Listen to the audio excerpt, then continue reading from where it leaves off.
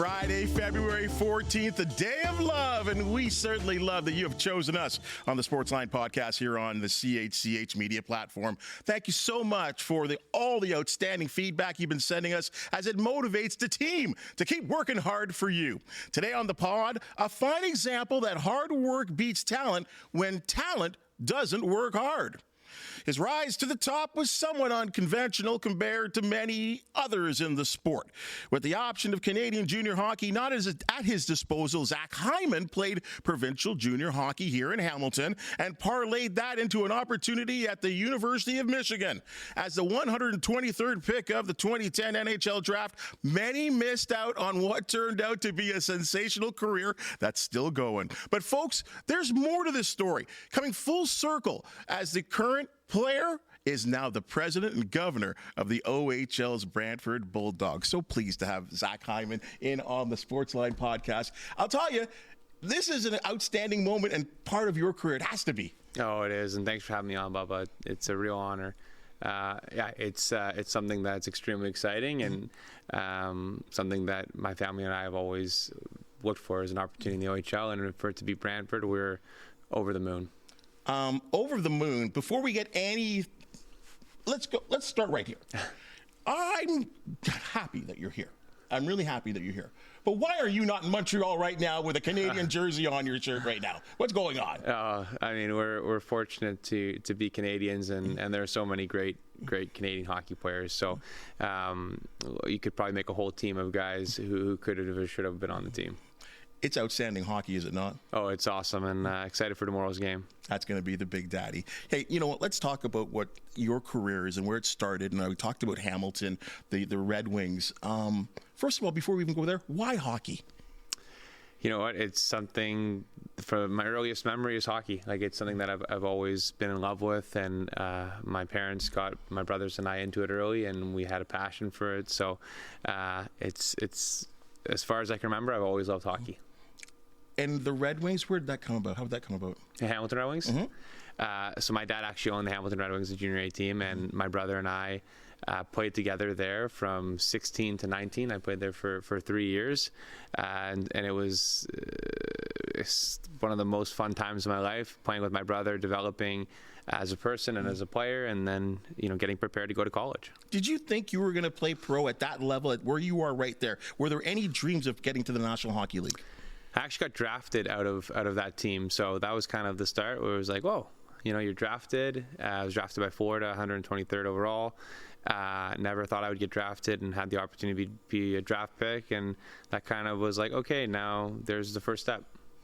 Playing with your brother, who was better? We were different players. Yeah. I was a goal scorer in junior, and my brother was a defenseman. He was a big, strong bruiser. He would beat me up probably. I probably scored a little more. I was going to ask you that question. Was it Spencer giving you the business when you guys were younger? We definitely got after it, but he was always my protector as we got older. 5 brothers, your poor mom. Yeah, it was a busy house. I'm sure it was. Okay, so the things move on in your career. University of Michigan, probably not the conventional route that a lot of Canadians take, but the NCAA has turned into a route that has been very available, and the quality of hockey at that level has really increased over the last decade or two. Yeah, I really enjoyed my time. I think now it's a little bit easier for players to make a decision. When I was 16, you had to make a decision between the OHL and university, and I was somebody who needed a little bit more time.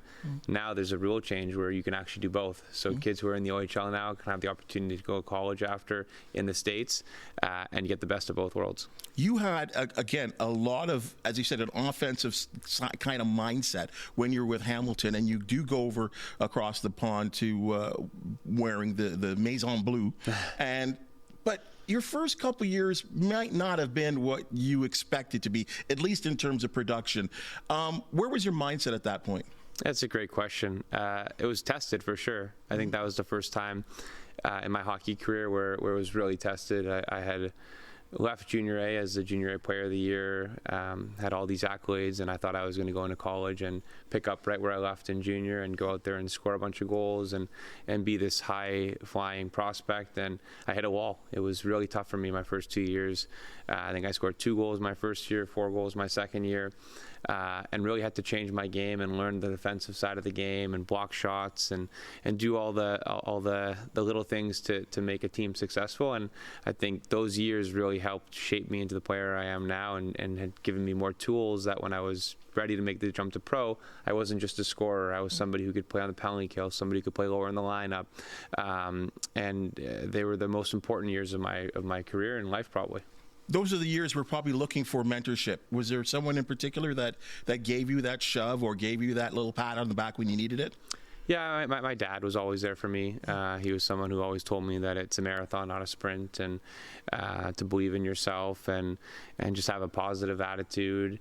And just outwork everybody. Just go there and control what you can control, and that was such an important message for me. And then obviously, coaching staff there. At times, I was frustrated with the coaching staff. Red Berenson was the coach, legendary coach for Michigan for a long time, and he just told me to continue to stick with it, and that you have 4 years to develop and don't rush. And I took my 4 years, took all 4 of them, and was able to make the jump to pro. Small stint within the American Hockey League, Toronto Marlies, and then you get the call up. A Hamilton guy who played junior in hockey, born in Toronto, and he puts on the Maple Leaf jersey. I mean, I hear stories about it and people talk about it. Is it really what it's all cooked up to be? You know what? At the time, it was surreal. I mean, I grew up a Toronto Maple Leafs fan. All my family were as well, and for me to have the opportunity to play for the Toronto Maple Leafs, first game in the NHL, with all my friends and family there, it was surreal. It was special, hard to put into words, and obviously had a pretty successful stint with Toronto, and was very fortunate to start my career at home. I thought it was really interesting. I remember being in the media room at one time during a press conference after practice, and Mike Babcock at the time, he was just raving about you because I remember him saying you just did it right. You were a guy that was fearless going into the corners. You'd go to the net. You did all the dirty work. But at that time, even though you did have some stints with some of the big boys and the Nylanders who were also coming up, and Marner coming up, Austin Matthews with the big debut and all the things he did, this sort of young team that was growing, that was in last place at one point, your role was a little different than it is now. What was it like again? So now you're a scorer again, but now you're not a scorer. You're playing on the third and fourth line. What was that like, even though you were loved by the coach? Yeah, first and foremost, Mike Babcock was really great to me. He was somebody who was in my corner, gave me an opportunity in the NHL, and was really, the Toronto media at times can be tough, and for a young player who wasn't scoring at the time but was playing on a top line, he always had my back and defended me, and like I said, just was really great to me personally. And yeah, as a young player, it's not easy when you're in that role, and you can be doing things that really help the team win, but from the outside, people are always looking at statistics and whatnot, right? And I was out there grinding on those top 2 lines, going to the net and doing all the little things to try and help our team be successful.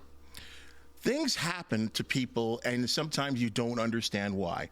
And I would like to believe that when you hit free agency, you probably wanted to stay with the Maple Leafs. You had a good experience. You were well respected in the room. Your coach liked you. Your fans, appreciated your hard work. Torontonians and Maple Leafs, like Adomi, they love hard workers. You end up in the province of Alberta with the Edmonton Oilers, but somehow, and I don't know if it's because, and you can explain to me, you turned into a different type of hockey player. What happened? What changed? Yeah. And you're scoring 50 goals one year, and they add in the postseason. It might have been 70 in total. Like, what happened? What was the metamorphosis into your style of game that you're playing right now? Yeah, I mean, a bunch of things. Obviously, that question's a great question. I think we'll start with Toronto. I think when you become a unrestricted free agent, it's tough. I think we tried our best to make it work in Toronto. It didn't work, and from there we looked at other opportunities, and the only one that I really wanted to pursue was the Edmonton one. And the reason being is I thought that they had a similar young group that was hungry and looking to win a championship, and that was my mindset, is I want to win and to go to a team that has the best player in the world in Connor McDavid, and arguably the second best player in the world in Leon Draisaitl. It was an opportunity that I really wanted to go to. And now talk about the personal side of things. I think every year when I was in Toronto, I tried to improve offensively and tried to improve my skill set and work on things that maybe I wasn't as good at early in my career. And every year I had more success scoring, and I thought that going to a team and playing with those guys, I could continue to develop and grow my offensive game. And obviously, I've said it before, but it was the best decision that I've ever made in my life to be able to have the opportunity to play with them in Edmonton, in a city that's one of the most passionate fan bases you'll ever imagine. Like the playoff run we just had, I've never been in a louder building with fans that care as much as Edmonton fans do, and just incredible people. I'm growing my family there, amazing family town. So can't speak highly enough about Edmonton, the city, the team, the players, the fans. It was the best decision I've made, and I'm very happy. I'm glad to hear that. I mean, because it sometimes ruins players, these kind of transitions, when you're in a comfortable place and then you got to go somewhere else. And as you said, you're in the midst of building your family as well, too. A lot of times in the media, we ask questions and we get sort of the stock answer of, don't stay too high, don't stay too low. I mean, now that it's over and you're starting again a new cycle, can you just describe that Stanley Cup run? It was. We always hear, back your own team, but here in Canada, we want the cup in this country so badly that the Oilers became Canada's team. Did you feel that? Did you feel that pressure? Yeah, no, I appreciate that. I mean, I think it was obviously an amazing run. We fell one game short, and I felt like every round we had more support. And obviously, as more Canadian teams drop off, you become the last one standing. And I think, as you see with this Four Nations, Canadians band together and cheer for their country. And obviously the cup hasn't been in Canada for a long time, so definitely felt the support from the greater Canada. I'm going to have to do some kind of data work here on a database spreadsheet kind of thing. I don't know if there's anyone currently in the National Hockey League that has played with, I know you've named them, arguably the greatest player in the world in Draisaitl in terms of scoring, the complete player in Connor McDavid, and the reigning Rocket Richard Trophy winner in Austin Matthews. You're playing along those guys. You've assisted on goals and you've set them up. They've set you up. What's that like, playing with players of that level that is, generational? Like, what's it like?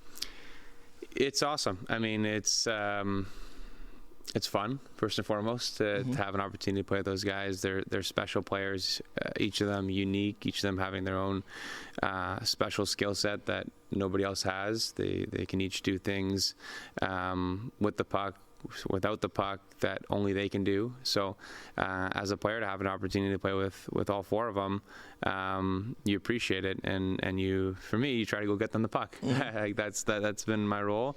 And then when the puck comes to you, try to get open and put it in. And I think when my role has developed, and very fortunate to have had the opportunity to play with all of them.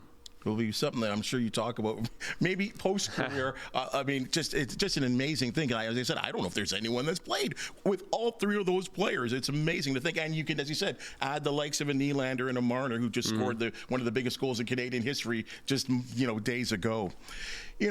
I think a lot of times in what you and your family have done in terms of moving on and purchasing an OHL team might have happened later in your career, but you're still in the midst of your career, young 30s. You are now the president and governor of the Brantford Bulldogs, a franchise that has done very well in, I think, a short space of time, has had outstanding ownership, and now, even though you're still playing, you're steering the ship of this amazing team in the Brantford area. How does that feel? Yeah, it's awesome. I mean, to have the opportunity to be in charge of a team like the Bulldogs is pretty special. I think Spence touched on it in a bunch of interviews that he's done, but it's something. Pursuing an OHL team has been something that my family and I have looked at for a long time. Ever since Spence and I were kids, going to different rinks with my dad, the OHL was always kind of the next step for our family. And for us to have the opportunity to own a team like Brantford, the city's amazing, the fan base is incredible, the team's great. It's just a dream scenario for us, and we're thrilled with the opportunity we have. What was this day like here where you got to skate with the players? And you have to admit, I mean, at some point in your career, you might have been in that position, seeing an NHLer on the ice with you, even at this level. And here you are speaking to them, and they're probably wide-eyed and all bushy-tailed. You know what? Honestly, it was weird to be in a tracksuit. I was telling Spence after, I wish I brought my gear back, but I was afraid it would get lost in transit to skate, because it's more natural for me being a player, and that would have been fun. So maybe another time I'll bring my gear and skate with them. But to go out there and I guess I was more of a coach and give guidance and just joke around with them. They're phenomenal kids. They just want to learn. They want to get better. They want to get to the next level. And obviously, I'm in a unique position where I'm at that next level and can give them advice and guidance about my journey and other journeys that I've seen, because not everybody gets there in a different way. And just continue to work and continue to have a positive mindset and every day get better and give yourself the best opportunity to get to the next level. Well, let me get a little deeper on that. I mean, you've had experience of playing at all levels of the game at this point now. What can you do to help develop players at the OHL level? That's a phenomenal question. I think, obviously, with my experience, I've trained with so many different people. I know how important nutrition is. I know how important it is to take care of your body. I think at that age, when I was 16 to 20, I didn't have the knowledge I do now with regards to how to be a pro. So if I can help expedite that for them and give them the tools that I currently have at a younger age than I had it, you know, that generation can be better than I was. And I think that's the goal for me as I continue to get older. I want to play hockey as long as I can. It's the most fun job in the world, being a hockey player. But obviously at some point, Father Time catches up and you can no longer play, and I can really see one of my passions being helping that next generation get to the NHL and succeed, and the Bulldogs give me an outlet to do that, to help that next generation. And fortunate to start now while I'm still playing and while these guys still think I'm cool. Yeah, you said young 30s. I think the best part for that, if I was you, I would think the best part of all of this right now, what's going on in your career, is that this Bulldogs venture, it's not people that you're leaning on. Well, because I mean, you're playing, the seasons are, you know, they run in succession with each other.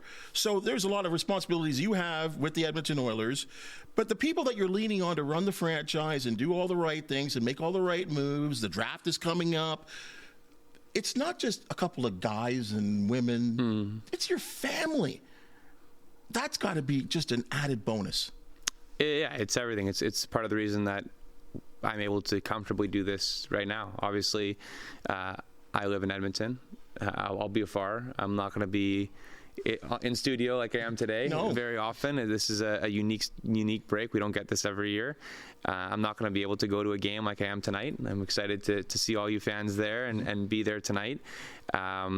And to have my brother and my dad there is everything. I mean, my brother and my dad talk every day. We talk before we own the team. We talked every day. Now that we own the team, we talk every day. Now we just have something more fun to talk about.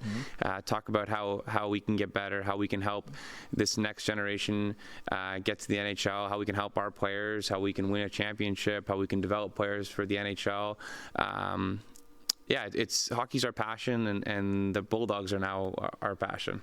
The passion has got to be winning, and ever since you guys took over the team, this team was kind of muddling in 5th and 6th in the Eastern Conference, and now they're knocking on the door for top spot. They haven't stopped winning since you guys took over the team. Yeah, you know what? It's pretty awesome. We've got a phenomenal coaching staff led by Jay McKee. We've got a phenomenal management team led by Matt Turek, and they've done just an incredible job in putting this team together, and we're really seeing the fruits of that, and the guys are really buying in, and it's fun to be a part of, and it's fun for me to lend my support in any way I can, and I've told all the players, you guys have my numbers, please reach out with any questions. I'm happy to provide advice, and I'm here in the background watching. Can we just take a short break here? We got to make just a little quick message here, folks. Hi, I'm Zach Hyman, your new owner of the Brantford Bulldogs. My family and I are so thrilled to be helping kids in the community through the Bulldogs Foundation. Please consider supporting us for our Family Day 50-50 by buying a ticket at bulldogs5050.com. Go Dogs, go.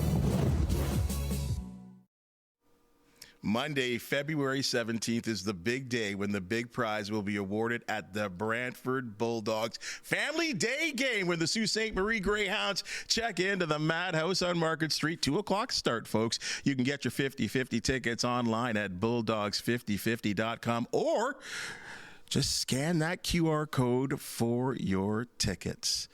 You know, your brother said something during the press conference when you guys took over the team, and it stuck with me. And I had to, when he was here sitting in your place here on the Sportsline podcast, I had to remind him, and I want to get your perspective on it.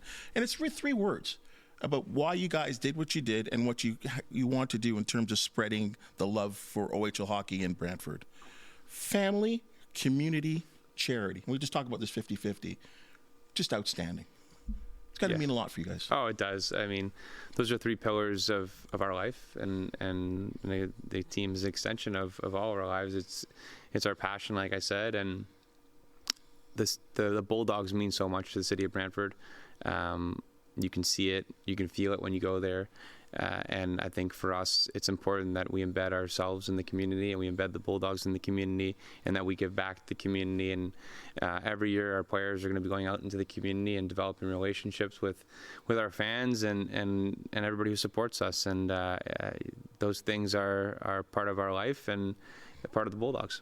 Congratulations on that. Thank you. I mean, I think maybe you say those words, but sometimes I don't think you know or even know how much that means to that community, because that's a community that lost their junior hockey team, and there was some thought that that team was going to leave, and now there's a possibility that for the next 40 years, that team will be a foundation of that community. Yeah, I mean, that's part of the reason we bought this team. Is our intention was always to keep it in Brantford. And I got to meet the mayor the other day, Mayor Davis, and he's a phenomenal human being. And him and all the councillors love the Bulldogs. They want the Bulldogs to be here long term. And I was so thrilled that we were able to figure out a solution to keep the Bulldogs here in Brantford for, like you said, up to 40 years and beyond. So the new arena that they're going to be building is going to be phenomenal. We're looking to making Brantford the destination for all young players that want to get better and want to develop and want to get to the next level. I want to say congratulations to you and your family. I appreciate you coming here, but I would be remiss if I didn't ask one last thing that was a little weird to me, and you can explain to me. Can you explain to me what Shaq Hyman is? Who is Shaq? What is this all about? Oh my gosh, isn't that wild? That spiraled. It was. If you told me that in high school that Shaquille O'Neal would be holding up a Hyman jersey and saying Shaq Hyman, I would have told you you're crazy. And I still think it's wild. Like, to this day, not many. He's a figure that I'm starstruck of. Obviously, is a guy that I watched growing up, and every NBA game I'll flip it on when it's in the halftime show and watch him, because he's just entertaining, him and Charles. But to have his support and have him behind the Oilers and have him saying, that's my guy, Shaq Hyman, it's pretty cool. Obviously, the nickname spurred from me scoring goals in the paint, and when I was on the Marlies, one of our assistants called me Shaq Hyman, and Sheldon Keefe, who's now in New Jersey, brought it up in the media, and media went crazy with it, and all of a sudden Shaquille O'Neal's holding my jersey, we're sending him a stick, and he's calling me Shaq Hyman. So just crazy. I didn't even know the backstory, but I remember actually watching that NBA broadcast, and I'm like, hold on a second. Hold on a second. I know it's great when sports intersect like that too, but this is going real deep. And I mean, and it wasn't a superstar player. It wasn't a McDavid it's Zach Hyman. And here's Shaq. And what a beautiful moment. And something I'm sure you'll never forget. No, it was awesome. He sent me the jersey. Obviously, I wore it for that Vancouver game, and wild time, and just surreal.